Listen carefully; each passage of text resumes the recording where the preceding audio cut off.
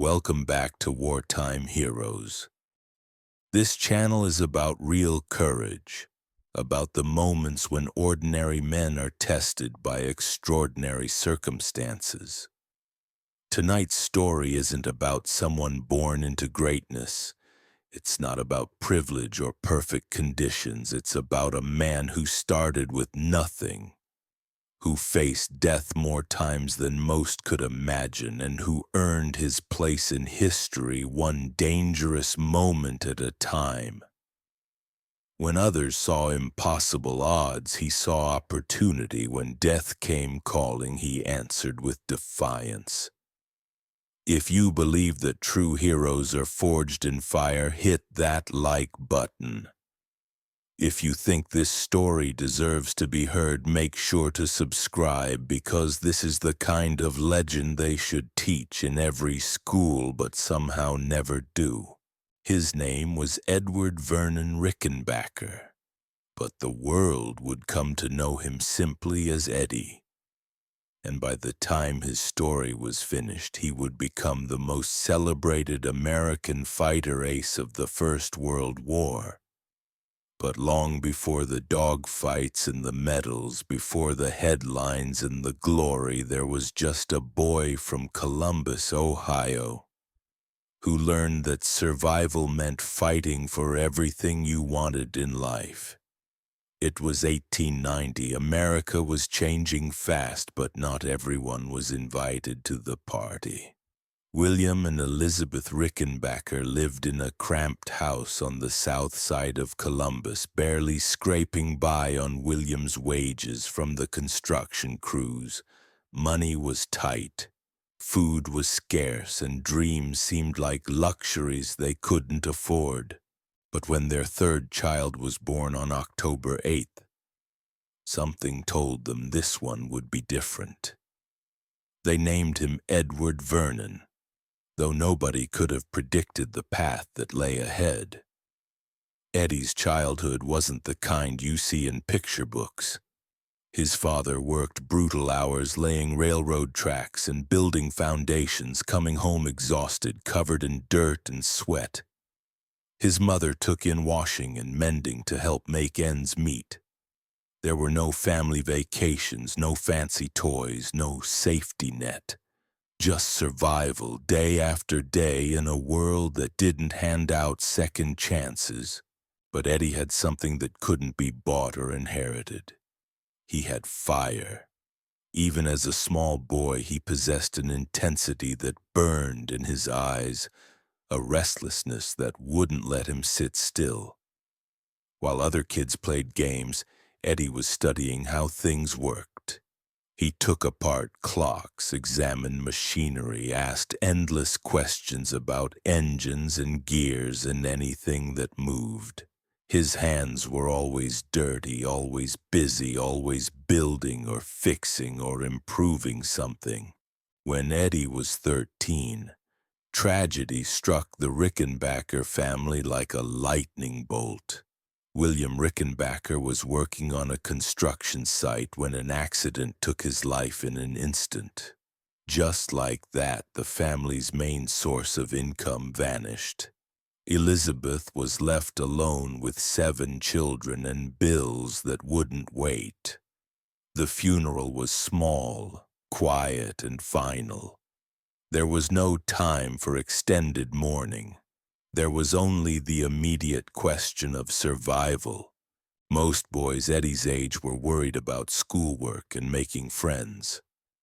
Eddie was worried about keeping his family from starving. He dropped out of school that same year, not because he wanted to, but because someone had to step up. Someone had to become the man of the house. At 13 years old, Eddie Rickenbacker went to work. His first job was in a glass factory, standing for 12 hours a day in stifling heat, earning 50 cents for back-breaking labor. His hands blistered, his back ached, and his lungs filled with dust and fumes, but he never complained. He took that 50 cents home to his mother every single day, and he was proud to do it. This wasn't just work. This was responsibility. This was the weight of other people's lives depending on his shoulders. But factory work wasn't going to be enough. Eddie could see that much. He needed something more, something that matched the restless energy that burned inside him. And then he discovered something that would change everything. Machines. Not just any machines, but the newest, most exciting machines America had ever seen. Automobiles. In 1902, cars were still mysterious contraptions that most people viewed with suspicion and wonder. They were loud, unreliable, and dangerous. They broke down constantly, scared horses, and seemed to exist more as curiosities than practical transportation. But Eddie saw something different when he looked at those early automobiles. He saw the future, and more importantly, he saw opportunity. He talked his way into a job at the Oscar Lear Automobile Company in Columbus. His official title was mechanic's assistant, but that didn't begin to describe what Eddie actually did. He learned every bolt, every wire, every moving part of those early cars. He studied how they worked, why they failed, and how to make them better. He worked on engines until his hands were black with grease and oil, and he loved every minute of it. Other workers saw cars as just another job. Eddie saw them as living, breathing machines that could be perfected, improved, and mastered. He had found his calling, and his calling involved speed, precision, and risk. Everything that would define the rest of his extraordinary life. By 1904, Eddie had learned enough to know that he was ready for something bigger. Columbus was too small for his ambitions. The real action in the automobile world was happening in other cities with other companies, where the stakes were higher and the opportunities greater. At 18 years old, Eddie made a decision that would have terrified most people his age. He packed his few belongings, said goodbye to his family, and headed for Chicago. The Windy City in 1904 was a place of incredible energy and brutal competition. Skyscrapers were reaching toward the clouds, fortunes were being made and lost overnight, and the automobile industry was exploding with possibilities. Eddie found work with the Freyer Miller Company, but this wasn't just another mechanic's job. This was his chance to work with racing cars, the fastest, most dangerous machines on Earth. Racing in the early 1900s wasn't a sport for the faint of heart. These were primitive machines with almost no safety features, driven at insane speeds on tracks that were often nothing more than dirt ovals. Crashes were common, injuries were expected, and death was always a possibility. But for Eddie, this wasn't terrifying. This was exactly what he'd been searching for his entire life. He started as a riding mechanic, the man who sat beside the driver during races, monitoring the engine, making adjustments, and praying the wheels stayed attached to the car. It was a job that required nerves of steel and complete trust in both the machine and the man behind the wheel. Eddie excelled at it immediately, but sitting in the passenger seat wasn't enough. Eddie wanted to be the one in control, the one making the split-second decisions that meant the difference between victory and disaster. He wanted to drive. And in 1906 he got his chance. His first race was at the Columbus Driving Park, not far from where he'd grown up poor and hungry just a few years earlier. Eddie climbed behind the wheel of a Freyer Miller racing car, felt the engine's power vibrating through his entire body, and knew he was exactly where he belonged. When the flag dropped, Eddie Rickenbacker discovered something about himself that would define everything that followed. He was born to go fast, he was born to take risks, and he was born to win. The race was brutal, dangerous, and absolutely exhilarating. Cars spun out, engines exploded, and drivers pushed their machines far beyond what seemed possible. But Eddie stayed focused, stayed calm, and stayed in control. When the checkered flag finally waved, he had finished in a respectable position for a first-time driver. More importantly, he had found his true calling. Racing became Eddie's obsession, his profession, and his path to fame.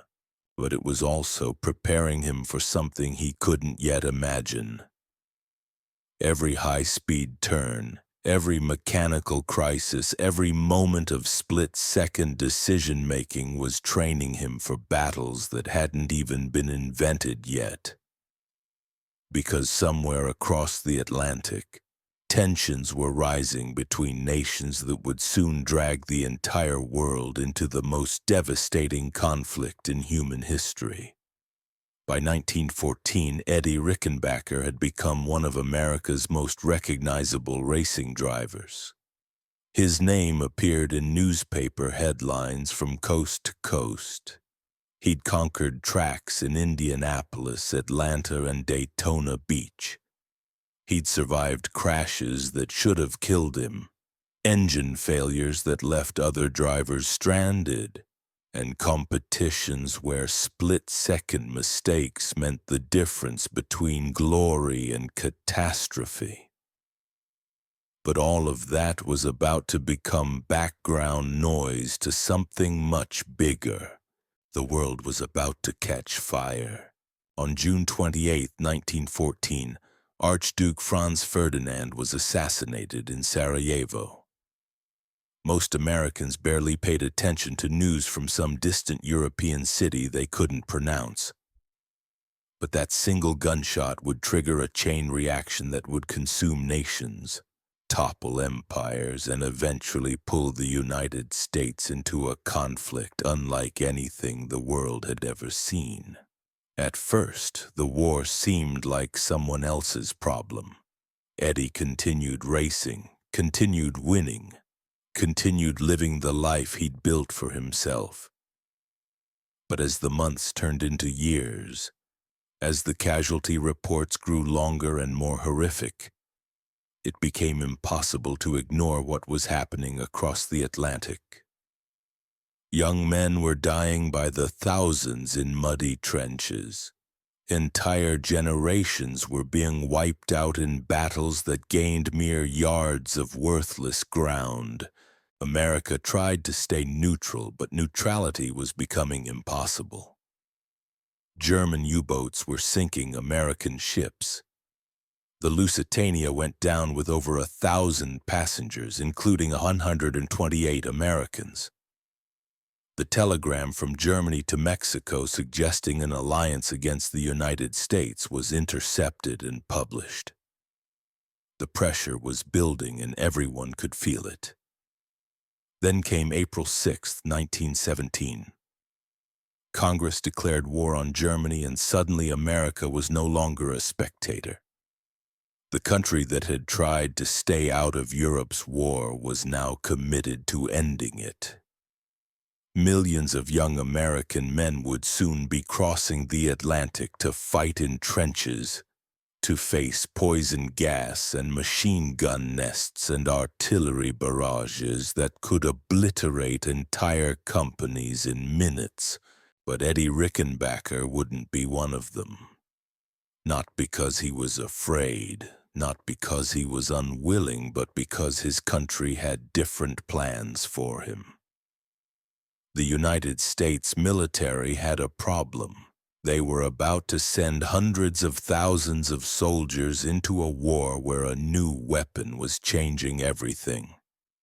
Aircraft, flying machines that had barely existed a decade earlier, were now being used for reconnaissance, bombing, and aerial combat. The skies over Europe had become another battlefield, and America was woefully unprepared for that kind of fighting. They needed pilots. Not just any pilots, but men who understood machines, who could think fast under pressure, who weren't afraid of speed and danger and the very real possibility of death. They needed men who had already proven they could handle mechanical failures at 100 miles per hour, who could make life or death decisions in the blink of an eye. They needed men like Eddie Rickenbacker. When Eddie received orders to report for duty, he wasn't assigned to the infantry or artillery like most recruits. His reputation as a racing driver, his mechanical expertise, and his experience with high-speed decision-making had caught the attention of military planners who understood the value of his unique skills. He was ordered to report to the aviation section. But there was a catch, a significant one. The Army wasn't ready to put a former race car driver straight into the cockpit of a military aircraft. They needed to know he could be trusted, that he could follow orders, that he understood the difference between racing for sport and fighting for survival. So Eddie's first assignment wasn't what he expected. He was sent to France as a chauffeur. It wasn't glamorous work. While other young Americans were training to fly, Eddie was driving staff cars through the French countryside, transporting officers from meeting to meeting, maintaining vehicles, and learning the geography of a war zone from behind the wheel of an automobile. It was frustrating, demoralizing, and completely beneath his capabilities. But Eddie understood something that many people in his position might have missed. This wasn't punishment. This was preparation. Every mile he drove through France was teaching him the layout of the battlefield. Every conversation he overheard between officers was giving him insight into military strategy and tactics. Every mechanical problem he solved was keeping his technical skills sharp for what was coming next, and he was learning something else, something that would prove even more valuable. He was learning how to think like a soldier instead of like a racing driver. On the track, you raced for yourself, for your own glory, for your own victory. In war, everything was different. You fought for the man beside you, for the mission, for something bigger than personal achievement. The transformation wasn't easy. Eddie's natural instincts were competitive, individualistic, focused on being the best.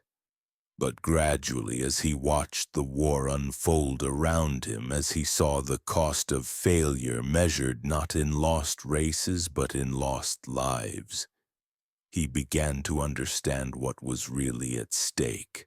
Months passed. Eddie continued driving, continued learning, continued waiting for his chance. And then, finally it came. The Army had been watching him, evaluating him, testing his patience and his commitment. They had seen enough to know that Eddie Rickenbacker wasn't just another hotshot racing driver looking for thrills. He was someone who could be trusted with the most dangerous job in the entire war. He was selected for flight training. The training facility was unlike anything Eddie had ever experienced. It wasn't just about learning to fly. It was about learning to fight in 3 dimensions, to think tactically while flying at speeds that left no room for error, to master weapon systems while simultaneously controlling an aircraft that could kill you if you made the slightest mistake. The aircraft themselves were crude by later standards but revolutionary for their time. Fabric-covered biplanes held together with wire and wood, powered by engines that were barely more powerful than the racing cars Eddie had driven. But these machines carried machine guns, bombs, and the responsibility for life and death decisions that would affect the outcome of entire battles. Eddie approached flight training the same way he had approached everything else in his life, with complete focus, relentless determination, and an absolute refusal to accept anything less than mastery. He studied aerodynamics, engine mechanics, gunnery, navigation, and tactics until he understood them as completely as he had once understood racing cars. But flying was different from racing in ways that surprised him. Racing was about pushing machines to their absolute limits, about finding the edge and riding it as close as possible. Flying in combat required something more subtle, more strategic. It required patience, timing, and the ability to think several moves ahead while engaged in high-speed aerial chess matches where the stakes were measured in human lives. The other pilots in training came from all kinds of backgrounds. College graduates, farm boys, mechanics, clerks, sons of wealthy families, and men who had grown up with nothing. But they all shared one thing in common. They had volunteered for the most dangerous job in the war, and they all understood that many of them wouldn't survive to see the end of it. Training accidents were common. Aircraft were still primitive, unreliable machines that could fail without warning. Engine failures, structural collapses, and simple pilot error claimed lives on a regular basis, even before anyone faced enemy fire. Every morning when Eddie woke up for training, he knew it might be his last. But fear was never an option. Fear would get you killed faster than any German pilot. The only way to survive was to master the machines, master the tactics, and develop the kind of ice-cold judgment that could function perfectly under the most extreme pressure imaginable. Looking back at Eddie Rickenbacker's incredible journey from that poor boy in Columbus to America's greatest fighter ace, we see the true meaning of heroism. It wasn't about being born with advantages or having everything handed to him. It was about taking every setback, every challenge, every moment of hardship and turning it into strength. From the factory floors to the racetracks to the deadly skies over France, Eddie proved that heroes aren't born. They're forged through fire, determination, and an absolute refusal to quit. His story reminds us that greatness isn't about where you start. It's about how far you're willing to go when everything is on the line. Thank you for watching Wartime Heroes. If Eddie's journey inspired you, hit that like button and subscribe for more stories of courage that deserve to be remembered. Until next time, remember that heroes walk among us every day. They just haven't been tested yet.